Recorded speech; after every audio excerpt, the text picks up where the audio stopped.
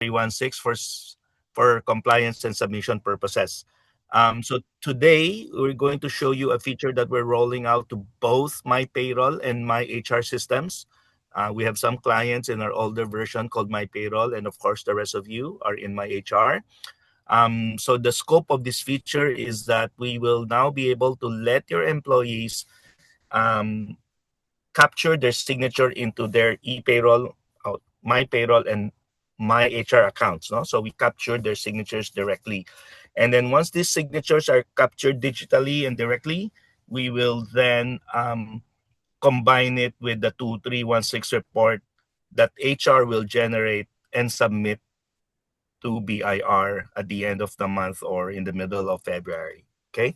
So with that said, we hope the objective, the business outcome is that you don't have to manually collect the signatures and you don't have to manually scan each and every individual 2316 for submission. So with that said, I'm gonna turn over the mic to the team to do a quick demo. This should be done in like 2 minutes. And then after that, we do a quick Q&A, and then we'll ask you to we'll send the link to sign for you to sign up in case you are keen to move forward with this feature rollout for your company. If you have any questions, you can write it out in the chat and we'll answer them as we go along. Thank you and good morning.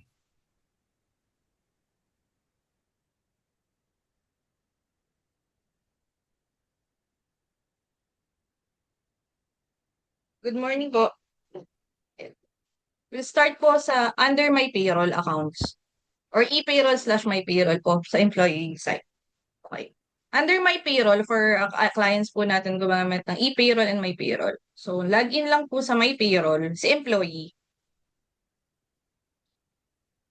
Then, nag-add po tayo dito ng bagong tab which is yung digital signature. Sa digital signature po, pwede po sila ditong mag-sign. Then, may dalawa po tayong option, isa tong draw signature at saka po yung isa yung paste-based in case po na not working or hindi po compatible sa mga mobile app yung ibang mobile app yung isang option po. Then, dito po sa paste, dito po sa isa draw lang, then save. Then sa isa po is paste-based. Mag-open po siya ng bagong window. Then since kinonsider po din po natin yung compatibility nitong app since si My Payroll natin is usually ginagamit natin sa Edge. So ito po Edge na Internet Explorer. Tapos yan. Ito pong isang app na PaceB64. Sa Edge po siya gumagana. And ito pwede lang din po mag-copy ng code and generate. So kung ano po yung sinay na employee dito po sa una, yun din naman po yung ma-generate dito. Copy lang po, then ito po ma-generate. Ayan. Then save na po nun yung signature. After po ma-save nung signature, tinry din po namin to. So, gamit yung mobile browser using Android and iPhone. So, working naman po siya. Next po, yung encoding ng CTC or valid ID details. Sa CTC and encoding ng valid ID details, since wala naman po tayo currently na nagsusstore nito sa e-payroll, gamit lang po natin to for 2316 lang talaga. So, naglagay lang po kami dito ng mga open fields pero may validation po ito. For example, i-discuss ko po later yung validation ng mga fields. Pero ito po ay may date format naman at saka amount format. Then, nilagyan din na lang po namin dito ng checkbox to confirm lang ng employee na tama po talaga yung valid ID information na isi-save nila. Ito pong CCT/valid ID is hindi naman po required. So, in case lang po na kailangan talagang mag-encode. So, doon lang po pumunta tayo sa tab ng CTC/valid ID. Yan. Once na-save na po, ang next na pong screen na ipapakita ko po ay dun sa HR screen. So, under my payroll, may bago po tayong report. So, ito po, BIR form, yung merong with employee signature. Tapos, same po ng parameters sa pagre-request natin ng 2316 sa e-payroll. Then, it's either po na all or per employee. Then, parameters na kung ano pong year. Ang report, ang lalabas na po sa zip file, if ever po naka-all tayo, is individual file. So, ang sample ko lang po kasi isang tao lang na-request ko. Pero kapag kayo po ang nag-request, ang usual nating report is isang zip file, then isang file lang din, tapos sama-sama na po per page lang per employee. Ito po, one PDF per employee, then ang naming convention na po is yung required ng BIR, which is yung last name, TIN number, at saka po yung applicable date and year. Sa HR side.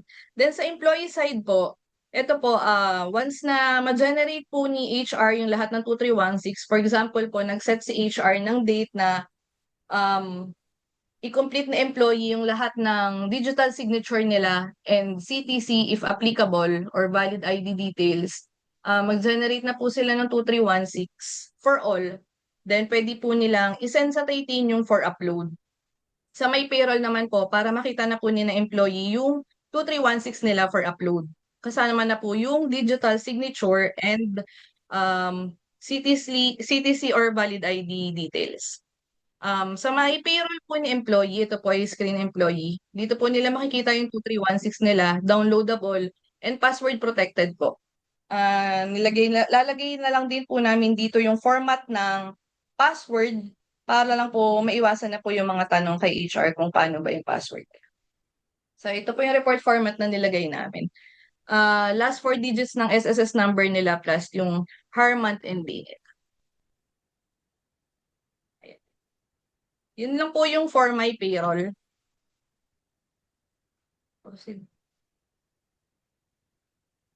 Bago po sa Q&A, pakita ko na lang din po yung mock-up screens namin ng my HR naman. For my HR clients. Okay. For my HR po, under profile, nag-add po kami ng another drop-down for digital signature. Ito po. Lakayan ko lang. Digital signature, then magsasign lang din po sa employee. For CTC naman po, hindi na po kami nag-create ng bagong tab.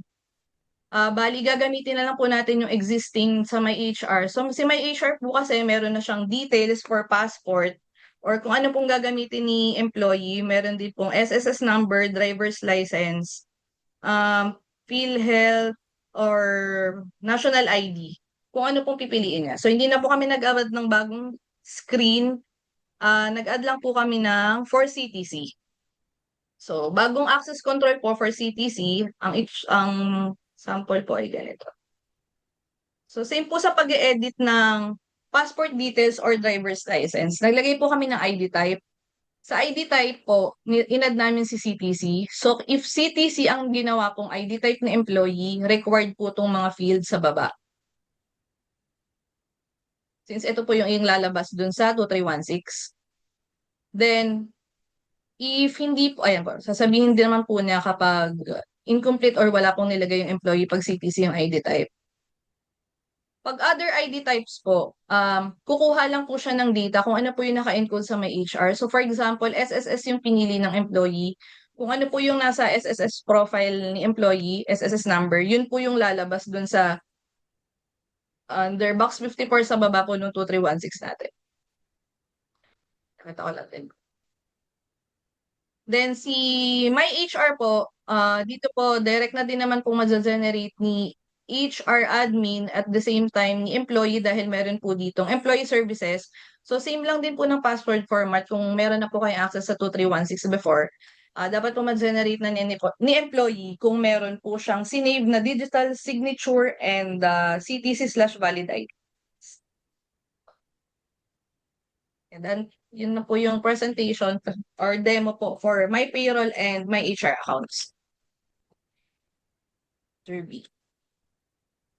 For Q&A. Okay, ayun.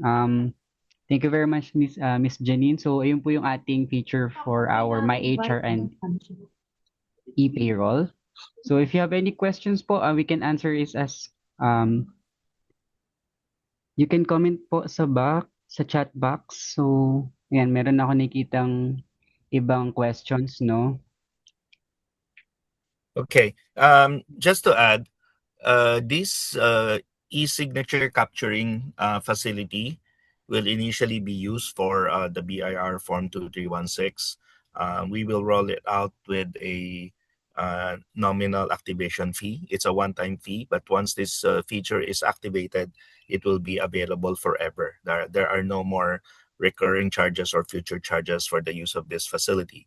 So that means next year, in 2027, the same signature, as long as the employee is still active, they don't have to do the e-sig anymore. So their signatures will be there on record permanently, so that when you generate your 2316 for the second year onwards, only the new employees or new hires need to submit their electronic signature. So it will hopefully make the work faster. Now, additionally, this e-signature can also be used for all other future letters and forms that may need an employee signature, like authority to deduct form, for example, or maybe employee confirmation on updates to employee records, for example. So this feature it would be versatile. Will be very versatile. We can use it in a lot of ways. Just send in your ideas once you have the time or you think of something. Thank you.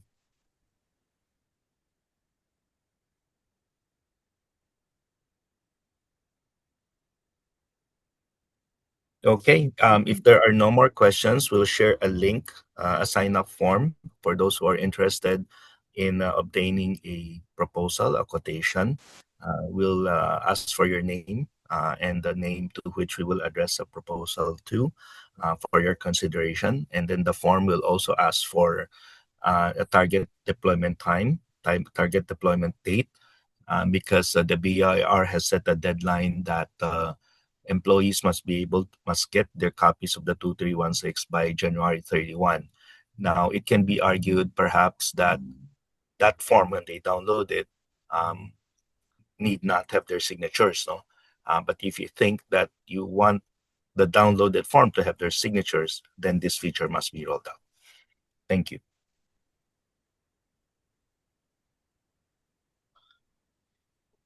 Yes, one should generate the 2316 forms for all employees for submission to BIR. It would be for both active and inactive, or active and resigned employees. However, for the resigned employees, we would not be able to capture their signatures. Maybe we can reach out to them, or maybe we can tag them as resigned and signature not captured, or whichever way is acceptable to the BIR. Please let us know. Yes, that is correct, Ms. Doris. The key point is that once signed, you can now generate and submit to BIR as required. And yes, the PDF naming convention for each individual PDF file on a per employee basis follows a BIR prescribed format. Can the HR sign for the resigned employees? I'm sure we can. I'm sure we can write that we were not able to capture the signature upon exit. And if you wish to, we can automate that as well. Perhaps we could automatically put on the file for resigned employees that signature was not captured because employee has resigned. Maybe we can do that. I'm just not sure if BIR will accept it. What we want to avoid is for the BIR to get creative and put us in a penalty situation.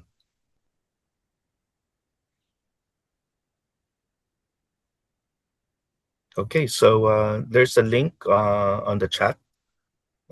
Kindly fill it up so that we know who is interested with this feature. And if there are no more questions, I thank you all for attending today's session. My name is Jerry Tiang. You can reach me at jerry@titanium.ph, or you can write us via helpdesk@titanium.ph if you have any other questions you might think of after this call. Thank you, everyone.